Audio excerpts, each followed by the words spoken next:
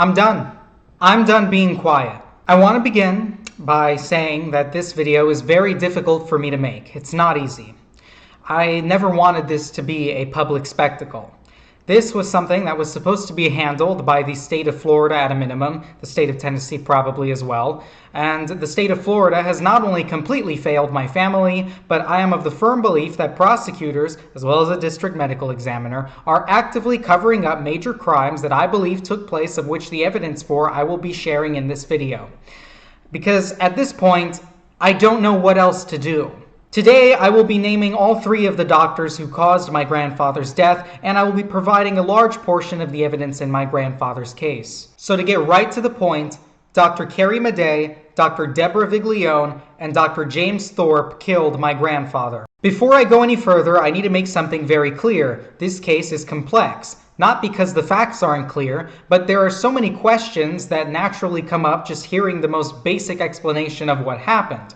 When something is this layered, this unbelievable, and this medically and legally tangled, it becomes harder for the average person to follow. And as I have learned in my pursuit to try to get justice for my grandfather, that is exactly what those responsible and those trying to cover it up rely on. They hide behind the fact that the average person's response to what happened is one of disbelief, and when perceived authority figures or state officials, such as prosecutors, downplay what took place, those same officials know that this stokes even more disbelief. So I plead, I beseech the audience to simply keep in mind things like the Epstein files. Remind yourself of cases of government misconduct and corruption, and apply your skepticism towards those in positions of power or of status, like doctors for example, and give the benefit of the doubt to your fellow citizen who has no financial, egotistical, or self-aggrandizing motive like those in power or of status. For the sake of everyone's time and attention, I'm not going to waste this video explaining every background detail, such as who these doctors are, how my family met them, or the long chain of events that led to their involvement.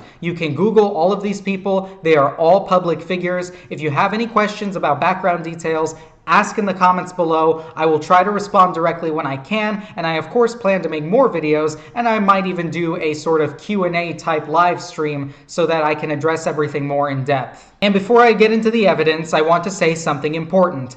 I have zero tolerance for victim blamers. If you have a genuine question, ask it. I will answer truthfully. But if you're here to comment in bad faith, I'm not wasting my time on you. Go watch my video addressing victim blamers, especially part 1, because it lays out the key point that everyone should already understand. The doctors are responsible, not the patients. That isn't just my moral stance, that's not just my opinion, that is literally the legal precedent in the United States in cases involving physicians who commit crimes and harm patients. So if your stupid opinion contradicts that, take it somewhere else. I don't have time for it. With that said, here is exactly what took place. On December 5th, 2021, while everyone in our household was sick, Dr. Carrie Madej came to the family home in Tennessee and administered to my grandfather 21 milliliters of intravenous hydrogen peroxide mixed into 500 milliliters of dextrose, along with what she claims was 2 milliliters of hydrogen peroxide mixed with 0.5 milliliters of water in a nebulizer. Let me be very clear. Madej was not asked to come to our home to administer medical treatment, nor did anyone in our family request the use of hydrogen peroxide. She simply offered, insisted on coming, and performed these treatments with no informed consent whatsoever. This is unscripted, and I have to sort of be quick about it for the sake of time, but let's just go through a few texts. This is Carrie Madej. I obviously can't show you her number here on YouTube for obvious reasons, but this is her. This is about the time where everybody began to get sick, and this is just so that you can all see that she was very well aware of the family's condition at this time. By the way, these are texts between her and my mother. As you can see, they're discussing antibiotics here. I'll just let this really speak for itself. This is basically proof that we did not ask Madej to come, that she repeatedly offered it and insisted on coming. And I'm just going to scroll through these, and fingers crossed that everything remains in focus.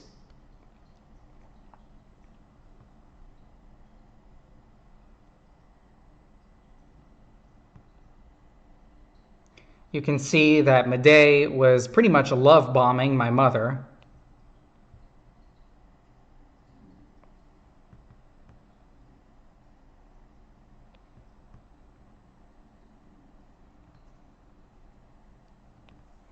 Here is Madej on December 5th at 11 a.m. saying that she will be at our house at 1:30. She does not specify what the IVs are, as I said. Nowhere did we ask her to give, like, hydrogen peroxide was not the family's idea. You can see then she asks how everybody is doing. And then aside from the testimony of myself, my stepfather, and my mother, you can see that this is where my mother basically asks her how much peroxide that she used in the IV.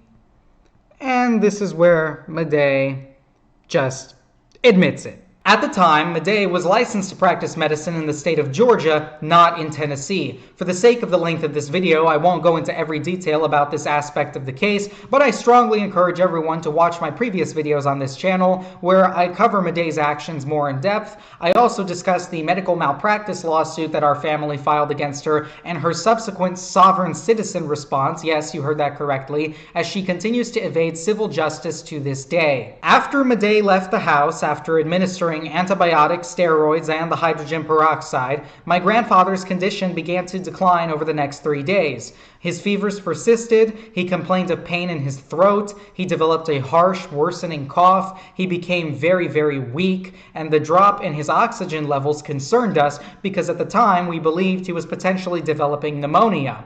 None of us had any idea that Madej had just essentially injured him and poisoned him. Again, for anybody who wants the full breakdown of what she did, I urge you to watch the previous videos on my channel where I go over the lawsuit we filed against her.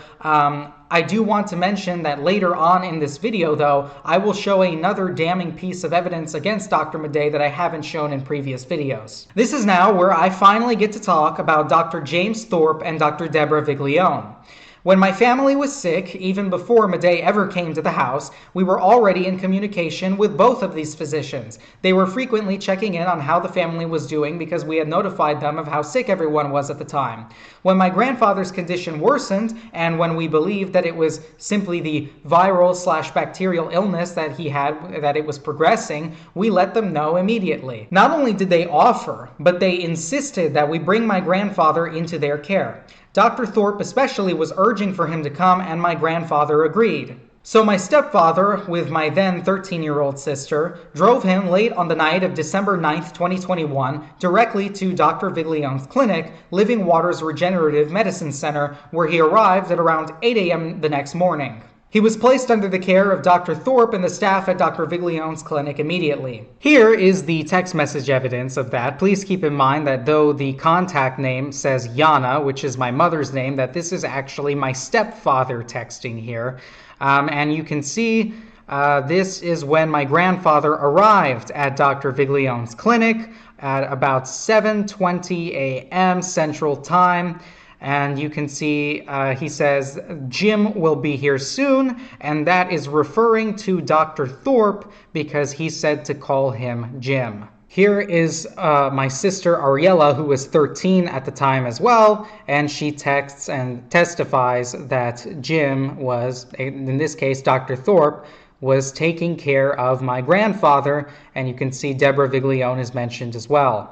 Very briefly, my mother and I, along with a registered nurse and her husband, whose names I will not be mentioning, would eventually follow, and in the early morning hours of December 13, 2021, we arrived in Gulf Breeze, Florida as well. At this point, my grandfather was under the care of both Dr. Viglione and Dr. Thorp, and his care had been moved to the Holiday Inn Express in Gulf Breeze. Once again, for the sake of the length of this video, I am not going into every microscopic detail, so here is the big picture of what occurred. I want to strongly remind the audience as well that everyone in the family was under an immense amount of stress and distress. We were deferring to the physicians and the other medical professionals in the room, the staff at Dr. Viglione's clinic, the RN, and of course Dr. Thorp and Viglione themselves. Dr. Thorp and Dr. Viglione then administered and ordered the administration of further IV hydrogen peroxide to my grandfather. Both of them repeatedly claimed that it was safe, effective, and that it was an elite treatment for his symptoms. They continued the exact dose that Carrie Madej had given, 21 milliliters, and administered it around 5 more times. Here is Dr. Viglione's website, which I web archived, where she openly advertised criticize this so-called therapy, I also need to make it clear that everything that Dr. Thorp and Dr. Viglione did to my grandfather was done with zero informed consent, just like in the case of Dr. Madej. Both physicians then added ozone to my grandfather's treatment. This was all presented as elite outpatient medical care, and we had no idea, and this is now my opinion, that Dr. Thorp and Dr. Viglione were now essentially experimenting on my grandfather. Dr. Viglione ordered the administration of multiple rounds of IV ozonated saline, and Dr. Thorp personally administered and ordered the administration of direct ozone O3 gas into my grandfather's veins. Dr. Thorp said that it was as safe as taking a vitamin and that he did it to himself regularly. And here are some of the texts to show that, of course, this is not everything, but I'm just going to go ahead and show you some of it right here on YouTube.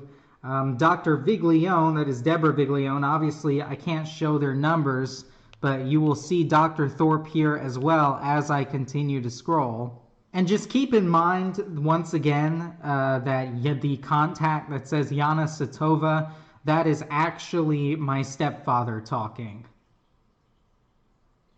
Among the other things that Dr. Thorp did included ordering the administration of oral Tylenol through an IV bag to my grandfather. Dr. Viglione was also very well aware of this, and once again, we were told that it was completely safe. Both physicians manipulated our family, defrauded us, and gaslit us throughout the entirety of my grandfather's care. They also manipulated, in my opinion, the RN who was present, repeatedly shutting down her concerns or pulling her aside to tell her that everything was fine, and gaslighting her many times as well. At one point, Dr. Thorp told her that he was under God and that she was under him and God. On top of all this, as my grandfather's condition continued to decline, both Dr. Thorp and Dr. Viglione gave him fentanyl and morphine.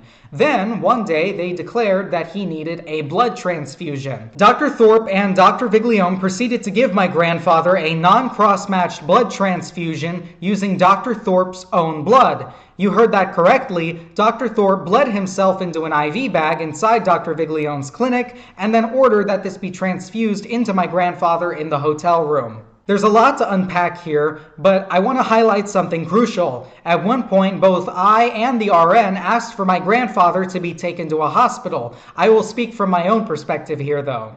When my grandfather's arm showed signs of what I now understand to be blood clots, I asked both Dr. Thorp and Dr. Viglione if either of them could accompany him to a hospital. Dr. Viglione immediately refused, claiming that she had no hospital privileges, even though I would later find out her medical license explicitly says that she does. Dr. Thorp then pulled me out into the hotel hallway and told me that if we took my grandfather to a hospital, he would be killed. He told me that my grandfather had an 80% chance of survival under his and Dr. Viglione's continued outpatient care, and that he had a 0% chance in a hospital. He told me that what they were doing, which included giving him Lovenox, was, and I'm paraphrasing here, exactly what the hospital would do, but without the risk of him being killed by COVID-19 protocols because of his ongoing fever. That is essentially the substance of what Dr. Thorp personally told me. And it gets even worse. At some point, my grandfather was placed on hospice by Dr. Viglione. She brought in a friend of hers, an associate from what was then Regency Hospice, now owned by Gentiva Hospice.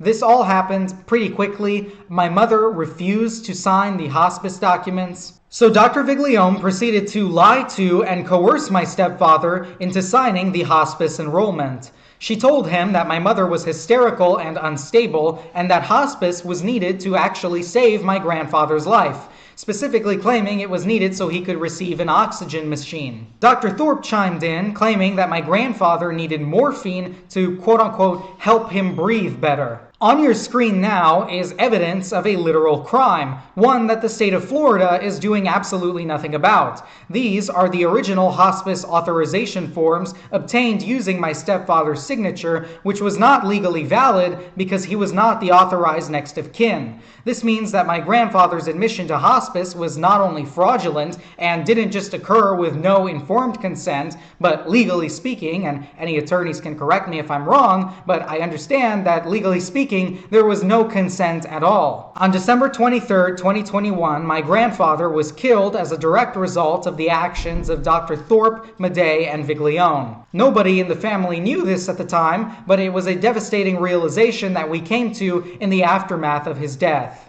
In the immediate aftermath of my grandfather's death, his body was taken directly from the hotel room to a funeral home and was not reported to the medical examiner or the police by anyone, not the physicians, not the staff at Viglione's clinic, and not the hospice workers either. My family would later learn from police and from people in the death care industry that reporting a death like this is a legal requirement, and that what happened instead was absolutely insane and a complete bypass of every required step.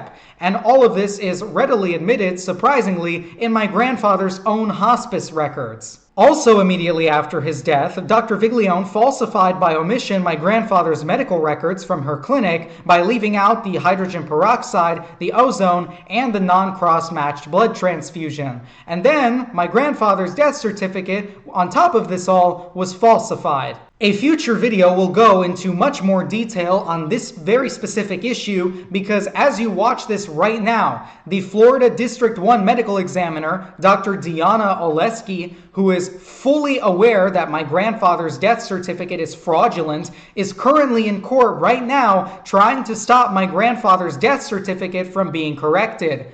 You heard that correctly. If you live in Escambia, Santa Rosa, Okaloosa, or Walton counties in Florida, the person responsible for investigating dead bodies, your medical examiner, is knowingly trying to keep a provably fraudulent death certificate on record in the state of Florida. Here is my grandfather's death certificate. The certifying physician is listed as Dr. Scott Hoff. But, as every person in my family already knew, Dr. Hoff never saw, treated, met, consulted on, or reviewed my grandfather's case ever.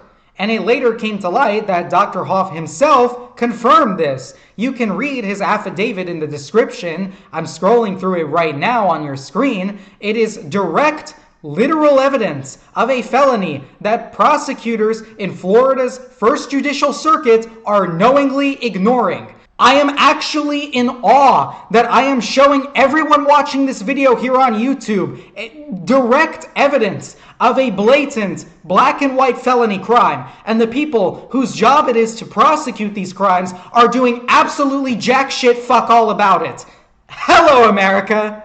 Now, everything that I've stated to you in this video is not just backed by the evidence I've shown, it's also backed by what happens next. Between December 2022 and mid-2023, due to the incompetence of the Gulf Breeze Police Department and what I personally view as a deliberate cover-up by the First Circuit State Attorney's Office, led by Ginger Bowden Madden in Florida, I will specifically call out Assistant State Attorney David Stevens at the time, who refused to disinter my grandfather's body for an autopsy despite the unbelievably suspicious circumstances surrounding his death.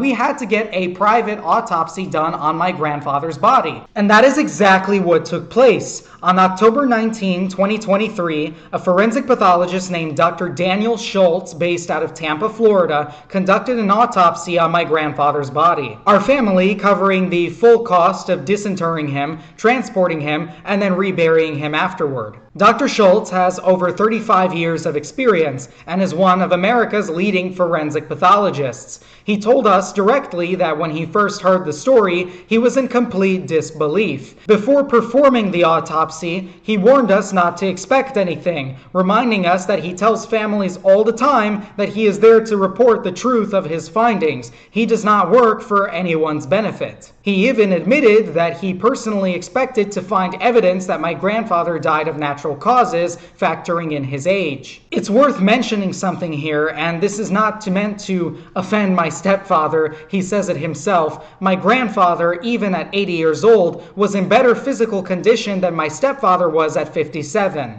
He was in better condition than most Americans in their 60s. Everyone who knew him knew this. He was strong, active, flexible, sharp, and had that classic Eastern European grandfather toughness and wit. So what Dr. Schultz found made all of us as a family very emotional. He said that there was absolutely nothing, not a single thing, indicating that my grandfather died of natural causes. Nothing whatsoever. His autopsy confirmed what everyone who already knew him understood before this tragedy. My grandfather was in remarkably good health. Despite being 80, he had only 10% plaque in one section of his arteries. Anyone who knows anything about health understands how extraordinary that is. But back to the main point.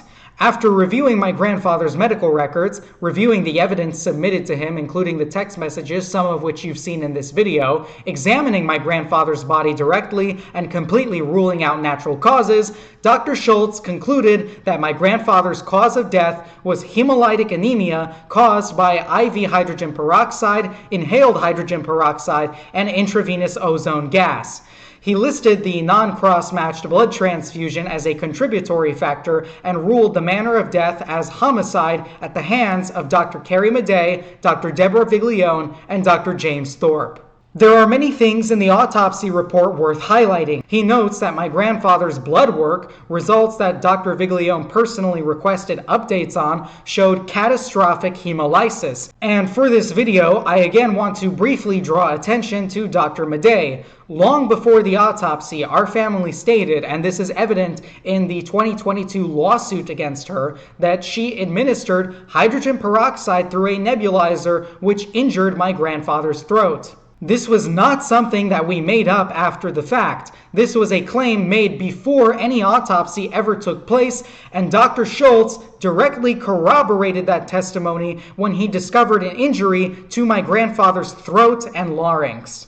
For those who don't understand medical terminology, when Dr. Schultz says that the finding is not diagnostic, he means that the injury alone cannot conclusively prove what caused it. But when you combine that finding with the fact that Madej had given him inhaled hydrogen peroxide, the injury becomes direct corroborating evidence. Now, before I continue further, there are three crucial things that everyone watching this must understand about Dr. Schultz's autopsy report.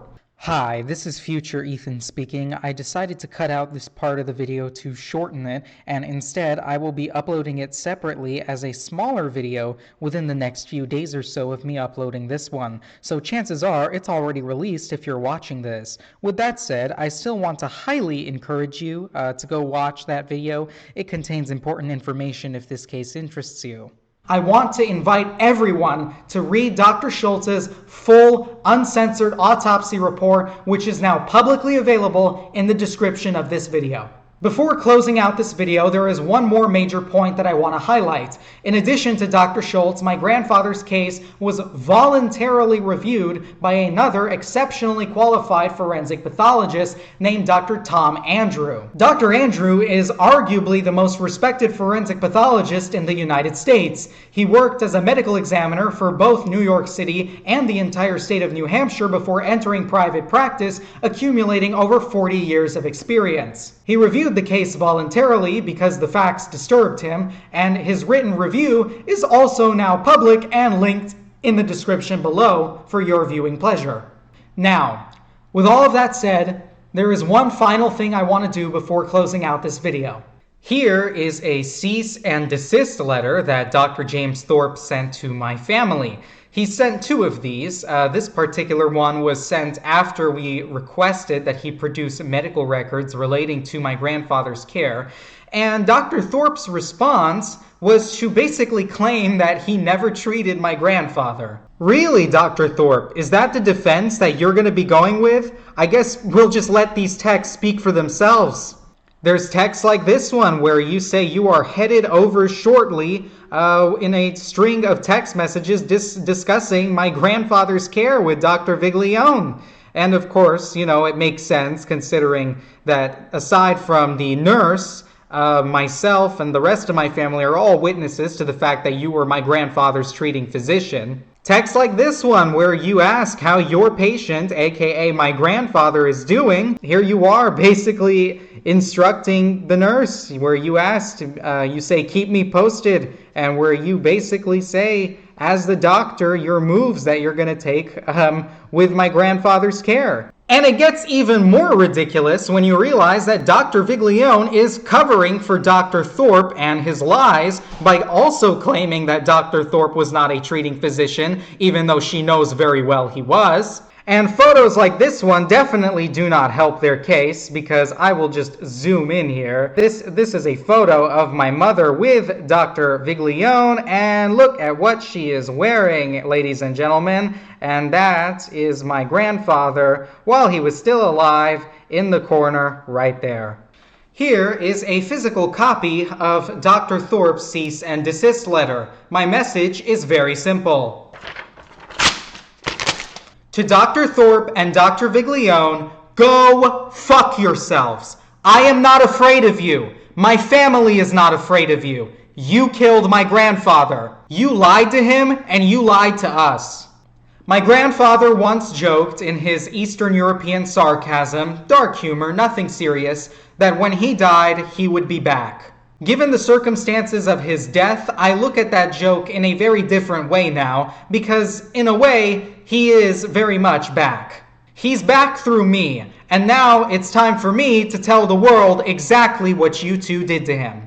And now to address the audience once again. The only reason that we've stayed quiet for this long is because we were seeking justice through the proper channels. We were not trying to start some kind of internet war. But unfortunately, the American justice system has catastrophically failed my grandfather and my family. We have been ignored, mistreated, abused, and gaslit, not just by these doctors, these three doctors, but also prosecutors in the state of Florida and Tennessee both, as well as other certain authorities, and even journalists whose job it is to hold power accountable, not cozy up to them. And in our experience, that's exactly what these said journalists, who I'll talk about in the future, have done.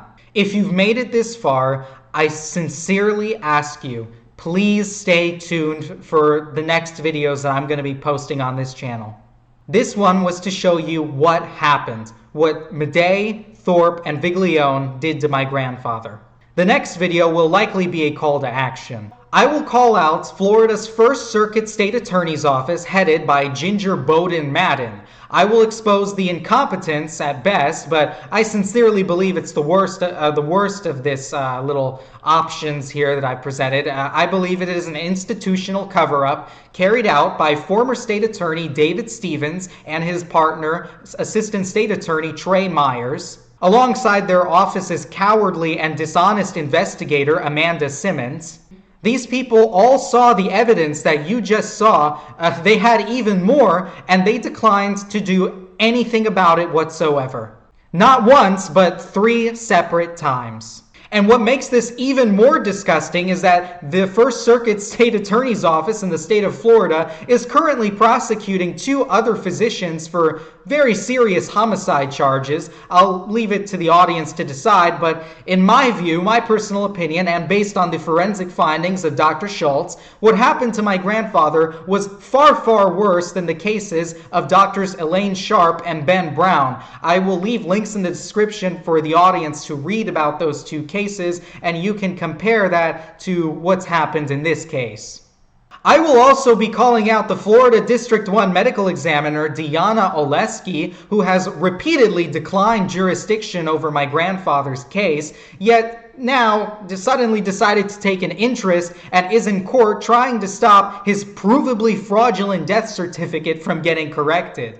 And finally, just so I say their names here, because I might as well say everybody's names in Florida, I also will address in a future video the cowardice of the Gulf Breeze Police Department and their police chief, Rick Hawthorne, who, and you're seeing this on your screen now, who mocked my family's attempts at getting justice for my grandfather. This is the police chief of Gulf Breeze, Florida. And I also want to call out their cowardly investigator, I believe Sergeant now, Beth Goff as well. All of this will be covered in future videos. That concludes this one though, and I sincerely ask the public for your help.